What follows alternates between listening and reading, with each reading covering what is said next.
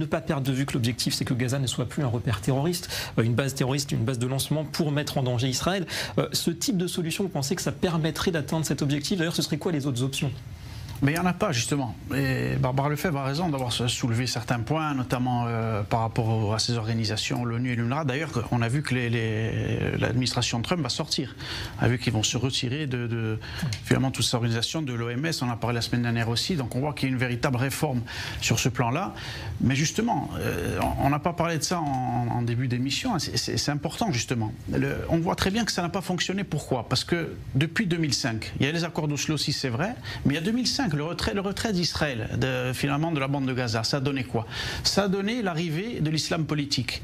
On voit très bien que cette population, pourquoi Donald Trump veut déplacer et de demander à 1,5 million ou 2 millions de personnes de partir de Gaza? Parce qu'il sait que finalement, tout ça, pendant des décennies, ça a été complètement imprégné et endoctriné dans la haine du juif, par l'islam politique. Et il n'y a pas de compromis avec l'islam politique, parce que l'objectif final, c'est toujours l'éradication d'Israël.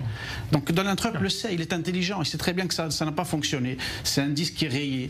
Et au lieu d'être justement comme le Quai d'Orsay qui répète sans cesse, sans approfondir le sujet, parce qu'ils ont toujours eu une politique en plus qui est pro-arabe, de nous bassiner avec la solution à deux États, il faut être conscient de ce que c'est la solution à deux États. On l'a vu en 2005, il y a eu la solution à deux États, on a eu un État terroriste aux frontières d'Israël, et on a vu finalement les conséquences. C'est quoi? C'est le 7 octobre.